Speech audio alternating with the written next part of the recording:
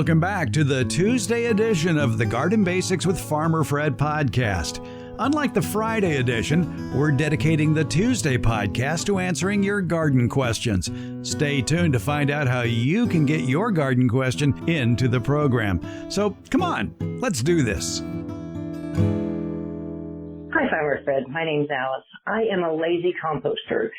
So what we do is we bury our kitchen scraps in different holes all throughout our raised beds all winter long. And it ends up making truly beautiful soil over the years. And there's lots of earthworms and other microorganisms that, and other detritivals I can't even see. Anyway, I'm wondering what could be any problem with that. We do have raccoons, and we do have skunks and possums and that sort of thing because we live in the country, but they don't visit the garden. Apparently they have resources elsewhere, so they've never visited the garden. And except for them, I don't see that there's an issue because the soil really comes out really nicely, but you never really mentioned burying garbage when you discuss composting. So I'm wondering if there's some problem that I'm not aware of. Let me know. Thanks a lot. Love your show. Alice, thanks for listening. It's one of my favorite shows, too.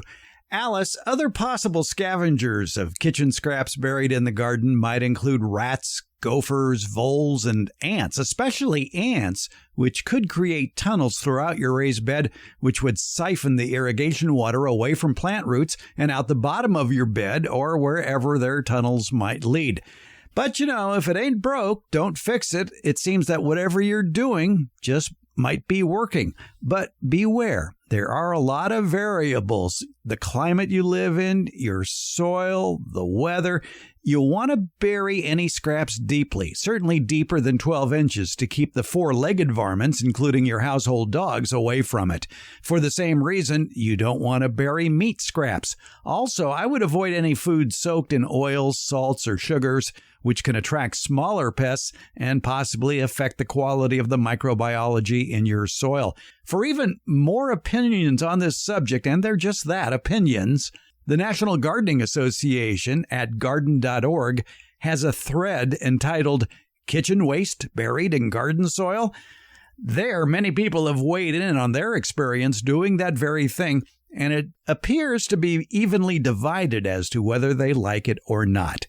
There's also the chance that the soil microbiology just might be busy breaking down the nitrogen in those scraps instead of doing their primary job of feeding the plant's roots, but that can sort itself out in time. I really think the best place for kitchen scraps is in a compost pile or in a worm bin where the worms will make some of the best soil amendments around worm castings. So if it was up to me, I would compost it first. Now, back in July of 2022, in one of the editions of the Beyond the Garden Basics newsletter, we dealt with constructing African keyhole gardens, which is another way to incorporate kitchen waste in the garden using a hole-filled container, which allows worms to go in and out of it, sort of like a real-time worm bin, where the worms can spread their castings throughout the garden bed, which is shaped like a keyhole, and that allows you to get to the middle of a 6-foot round bed to deposit the scraps in the container, which could be as simple as a trash can with a lid with holes drilled in the sides that are buried in the garden. Check out that newsletter episode in Beyond the Garden Basics back in July of 2022 for more information about African keyhole gardens. Another person with experience of burying kitchen waste in the garden is our own Debbie Flower, and she has a special device that holds kitchen scraps in the garden, and she likes it a lot. She talked about it back in episode 196. That was in May of 2022, in an episode that was primarily about indoor or kitchen composting systems. But she took a scenic bypass to talk about that composting bin in the middle of her garden. It's a device called the Green Cone. I have a green cone composter outdoors. And that works very well. Does not take meat products or grease or fats. And some people, there are techniques for gardening where you actually do the composting right in place in the garden, in a hole in the middle of the garden. So there are other less expensive, not as fast. And if you're just throwing the kitchen waste into the garden, maybe they attract vermin. Which, talk about your green cone, because I saw that set up in your yard, and it's an interesting little structure. It does look like an upside down green ice cream cone. Yes, it does. And you're literally putting your kitchen scraps in that out in the yard. Right. And nobody can get to it. Correct. This is the third residence I've had a green cone composter, and it's worked very well. And all of them, no, they're not paying me for this. They only build them when they have enough in order, so you have to get online and order it. And it is called the green cone composter. It's tall enough, which it's about 3 feet tall, that a raccoon, which was my initial fear, cannot get into it. It has a lid with a hinge and a lock. I have to say I've broken every hinge and lock that has come on them. That's kind of the weak point of the thing, but I just put a rock on top. And only because the lid blows away. Nothing has tried to get into it. I have lots of worms that come out of it. One thing people don't like about it is that you don't harvest from it. Everything just disappears because the worms come to it underground. You have buried a fairly large sort of laundry basket underground, and that's where your compost goes, and the worms come to it and drag the stuff away. I had my last one for 15 or more years. Never emptied it till I went to move. That's when I found out that the tea bag was made out of was not biodegradable, at least not by the worms. So I had a lot of empty tea bags in it. So it probably would pay you after the first month or two of filling this is to dig it up and see what's still there. Yeah, it would be very easy. You don't really have to dig it up. You just take the top off and there is your laundry basket full of stuff, and you could see what's in there, whether your tea bags are biodegradable or not. I should say that whether your tea bags would be broken down by the things that are in the soil in a reasonable amount of time. Biodegradable can have a very long definition. Yeah, I would wonder if you have to move it around your yard. I never did. You could.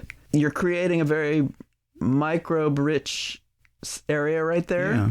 And how far do the worms travel normally? Good question. Yeah. I can't answer that. Yeah. I don't know either. But you certainly wouldn't want a backyard full of green cones, but that would be new landscaping. Well, yeah. Fad. Yeah, there you go. Maybe you could, play croquet against it or something. Yes. Construct a little miniature golf course with it.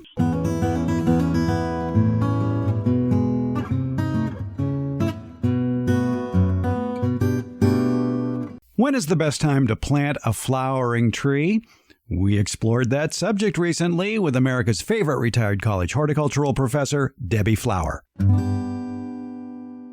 Let's answer a garden question. Oh, okay. It's from Lisa in Roseville. And she says, my dear friend just gave me a 2-gallon Magnolia Genie from a local nursery as a gift. It has several buds currently in bloom. While researching how to plant and care for it, I came across several references that said not to plant them when they're in bloom, but rather in the fall. Is there any truth to this? Should I keep it in a container through the summer? My gut tells me to plant it. Thank you for your time, advice, and making the world a better place. Well, thank you for that, Lisa. Wow. That's very nice for you.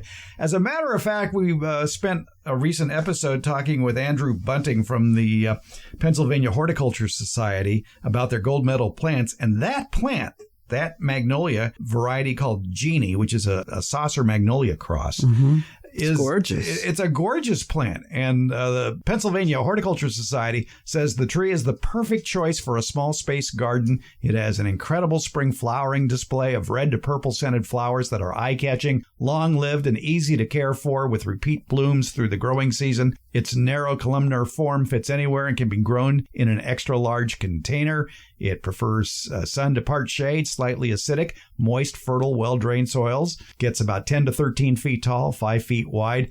And even though the Pennsylvania Hort Society says it's hardy in zones 5 through 8, I think it does, from what I've heard about it, it does fine here in zone 9, too. For a small space saucer magnolia, and for a lot of people who enjoy the flowering magnolias, they really enjoy the saucer magnolias. Yes, they're the ones with the biggest flowers. They have the most. And without the leaves. Yes, and before the leaves come, right? Yeah, and so they're gorgeous, and this one is particularly gorgeous. Lisa brings up a very good question. All right, so I got it now, but should I wait till fall? What should she do? You could plant it right away, and I don't know when this came in. this question. I'll tell you, because I have a follow-up from her, too. Yes, I see that. Yes. So this question came in last year. Last year. About spring. this time. Yeah, last spring. Yeah. And she could plant it at this time, but the problem is you have to be around all the time. You have to check the plant every day. You have to water it in a special way. You have to water the media that the plant came in when it was in the pot more frequently than the field soil around it. In our very hot, dry summers, it could be daily. It could be twice daily. And then watering the field soil around it maybe once a week. This is your job. If you plant something into the landscape at late spring season. If it's in a container and you can water it regularly, because the container will prevent it from drying out as much as if you put it in the ground, but you still have to water it regularly. And so what did Lisa do?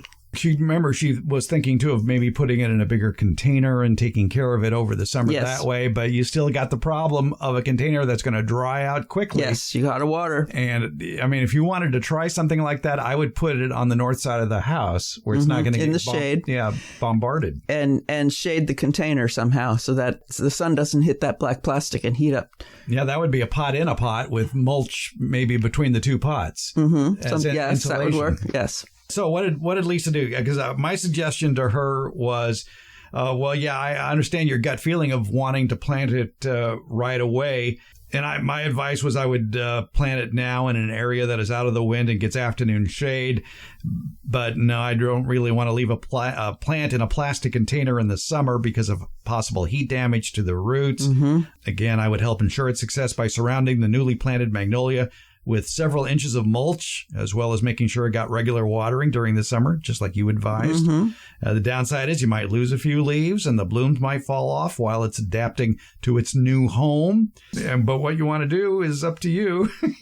So I basically give her all the options. Right. As far as what to do. As far as larger container with protection like you talked about, or just take care of it and do it in the fall when it's dormant. All right. So she wrote a follow-up this year. This came in about a couple of weeks ago. And she says, I'm happy to report that my tulip magnolia tree is... okay, let's explain tulip magnolia tree. A lot of people call this the tulip tree. There's more than one tree with that common name. Yes. And the real tulip tree is a liriodendron. Yes. And this just is called the tulip tree, even though it's a saucer magnolia, because the flowers look like tulips. Yeah, especially when they're in bud. Yeah. So the common name is tulip magnolia tree. But it's a Magnolia solangiana. But this one, the Genie, is actually a cross between a solangiana and something else. Yeah. That because of its small stature. So she says, I managed to keep the little magnolia tree alive through the 2023 summer and then transplanted it in the fall. This spring, it flowered for the first time, and it's simply glorious. Yay! So I think she potted it up in a larger container, maybe protected that tree. For the past year, and now it's in the ground. Put it in the ground in the fall. Yeah. Yes. And that, if you've got a reliable, I have automatic irrigation in my greenhouse. In the summer, I open it up and I have a fan running and get good airflow. And the combination allows me to keep some plants alive in there that maybe I wouldn't be able to otherwise, mostly because of the irrigation. And if you're going to transplant it to a larger pot, I mean, I don't want to be a shill for smart pots, but I am because I like them. A smart pot, and I tested it myself, growing roses in smart pots on the south side of the house against a wall. Woo-wee, hot spot. Hot. And it was taking soil temperatures of that plant in a smart pot container versus in a plastic, not a black plastic either. It was a lighter plastic, and a pulp pot. And the coolest temperature that was maintained on a 100-degree day was in the smart pot. It was like 85 degrees. That's a good temperature for roots. And in the other ones, the temperature was in the upper 90s. And that's when root damage starts happening, when temperatures get up that high. So if you are in the situation of needing to over summer a plant in a container, I would heartily recommend using a smart pot on that to help keep the soil temperatures cooler. And you're going to get less evaporation. That's the other thing that happened too, was that it maintained its moisture better than the other plants. Really? Yeah. I would think it might be just the opposite because it's a more porous media that the pot itself is made out of. Yeah, but the soil is much cooler. Okay. Too. Okay, that makes sense. And you hand watered those? Yeah, I did. That's a big job. Well, I'm a gardener. Yeah. You know? Yeah. It's the same reason I go out there and get out there every day this time of year in my rinky-dink little greenhouse that I'd never buy again because it's rinky-dink, and screw in the window on the outside in late afternoon, early evening. To trap the heat for the night? Trap the heat for the night. And then in the day, as soon as the sun hits the greenhouse, unscrew that window and take it off and bring it inside, because the stupid little mechanism that you'd use from the inside to crank it open doesn't work. Oh, it broke. Mine's working. 3 months in. Bummer. Yeah. Folks, one more piece of advice on greenhouses. Spend the money for quality. And get a bigger one than you think you need. Yeah. Thank you very much. All right. Well, Lisa, congratulations on your successful Genie Magnolia tree. It is a beautiful saucer magnolia, and I think you're going to enjoy it, and you got it off to a good start. Most people are impulse buyers. Yeah. But it's nice. If you think you're going to the nursery and you think, okay, I'm going to get some color for the house, fine. Prepare the pots at home or the ground ahead of time. Dig the hole. I used to make that a rule. Dig the hole before I left. Yeah. Dig the hole. Have everything ready to go. And that'll be certainly a good incentive to plant when you get home. Yes. All right. Well, that's good parting words for them. All right. Thank you, Debbie. You're welcome, Fred.